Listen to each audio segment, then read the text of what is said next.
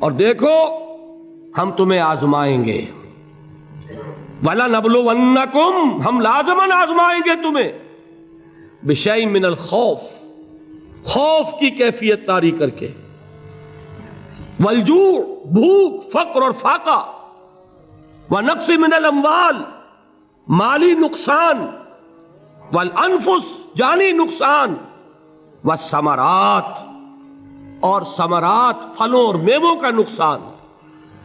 میرے نزدیک یہاں پر ثمرات کا مفہوم ایک اور بھی ہے۔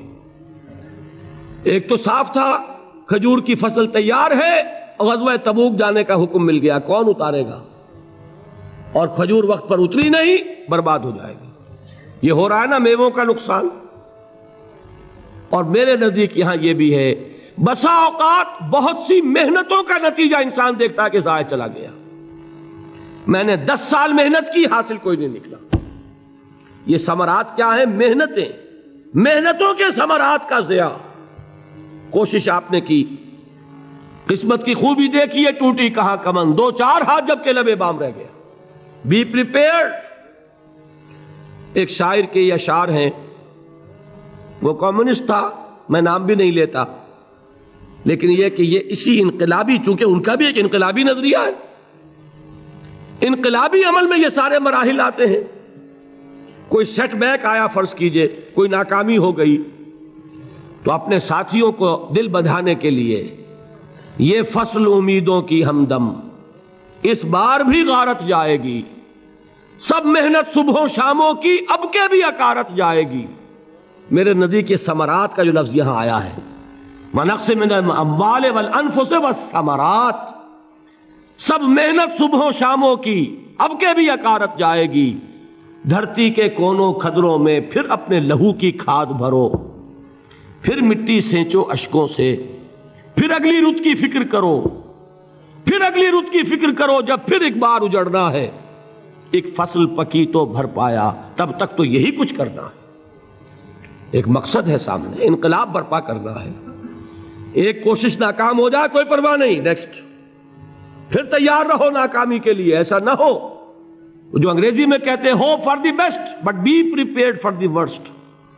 ایسا نہ ہو کہ دوسری مرتبہ ناکام ہو کے بددل ہو جاؤ، تمہاری ہمتیں جواب دے جائیں، نہیں، پہلے سے تیار رہو کہ دوسری مرتبہ بھی ناکامی آئے تو آئے، لیکن جب تک کہ کامیابی حاصل نہیں ہوتی ہمیں یہ کام کیے چلے جانا۔ دیکھیے سیرت میں آیا کہ نہیں یہ واقعہ؟ بدر میں مسلمانوں کو فتح ہوئی تو احد میں زک پہنچی کہ نہیں؟ 70 صحابہ شہید ہوئے کہ نہیں؟ اگر ان کی ہمتیں جواب دے جاتی تو گاڑی کیسے چلتی آگے؟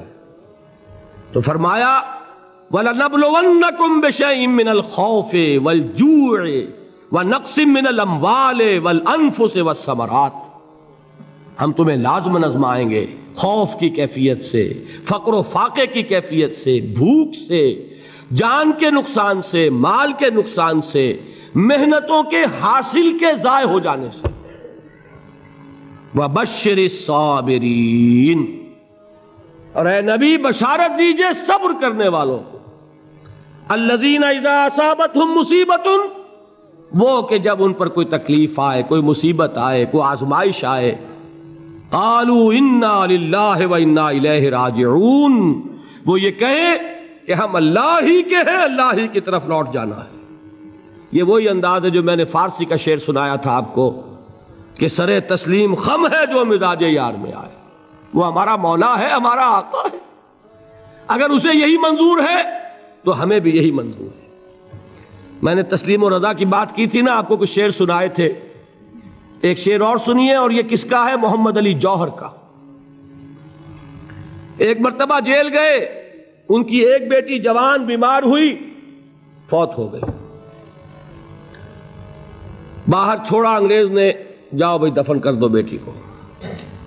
دوسری مرتبہ جیل گئے، دوسری جوان بیٹی اسی مرض میں مبتلا ہوئی، اب یہ جیل میں ہے، خبر پہنچی کہ دوسری بیٹی کے اوپر بھی اسی مرض کا حملہ ہوا ہے۔ ایک نظم لکھی ہے جس کا آخری شعر یہ ہے، تیری صحت ہمیں منظور ہے لیکن اس کو نہیں منظور تو پھر ہم کو بھی منظور نہیں۔ یہ ہے، جب تک یہ کیفیت نہ ہو اس میدان میں آدمی ثابت قدم نہیں رہ سکتا۔ کہ میرے رب کو اگر یہ منظور ہے تو یہی مجھے منظور ہے، اور تیری صحت ہمیں چاہیے تو ضرور، لیکن ہمارے رب کو منظور نہیں تو ہمیں بھی منظور ہے۔ راضی برضائے رب۔ وبشر الصابرین الذین اذا اصابتهم مصیبۃ قالوا انا للہ وانا الیہ راجعون۔ نہ شود نصیب دشمن کے شود ہلاک تیغت، سر دوستہ سلامت کے تو خنجر آزمائی۔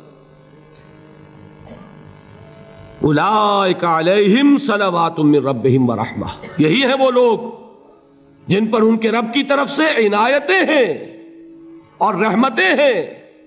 وَأُولَٰئِكَ هُمُ الْمُهْتَدُونَ، اور یہی ہیں وہ لوگ جو کامیاب ہونے والے ہیں، ہدایت پانے والے، ہدایت یافتہ۔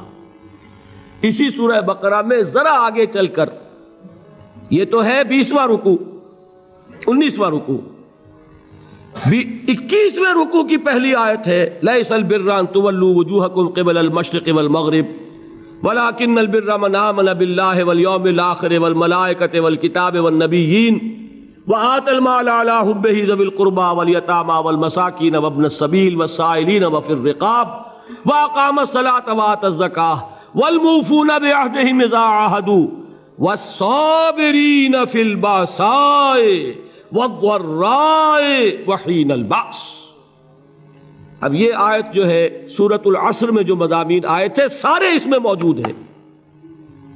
وہاں ایمان کا لفظ آیا، یہاں 5 ایمانیات کی تفصیل آ گئی، اعمال کی تفصیل آئی، اور آخری بات وہاں کیا ہے وَتَوَاصَوْا بِالصَّبْرِ، اور یہاں کیا ہے وَالصَّابِرِينَ فِي الْبَأْسَاءِ وَالضَّرَّاءِ وَحِينَ الْبَأْسِ، اور صبر کرنے والے، اصل نیکی ان کی ہے جو صبر کریں، کس میں؟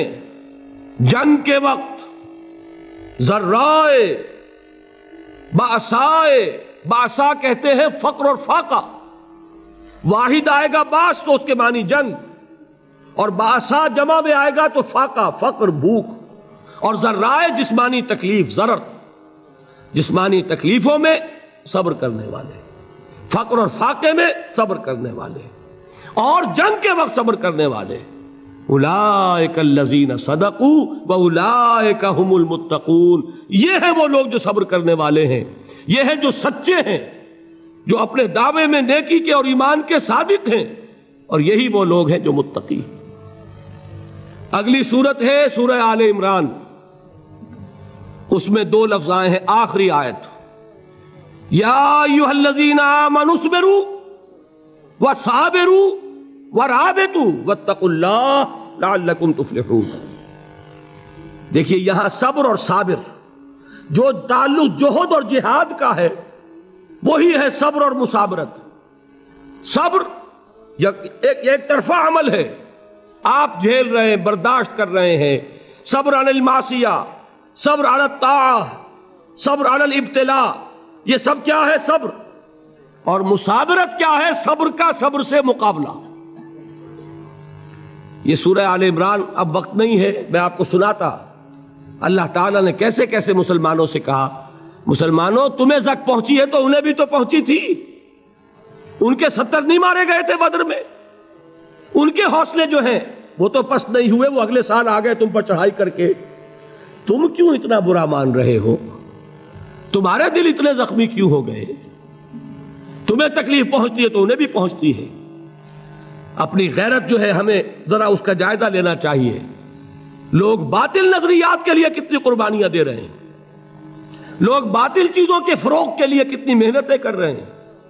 جیسا کہ میں نے ابھی کہا تھا، اسی غیرت کو چیلنج کرنے کے لیے، ذرا آپ کی حمیت دینی کو جوش دلانے کے لیے، قادیانی نوجوان کتنی تعداد میں اپنے آپ کو دین کے لیے وقف کرتا ہے، اور آپ کتنے نوجوان ہیں جو اپنے آپ کو دین کے لیے وقف کر دیں،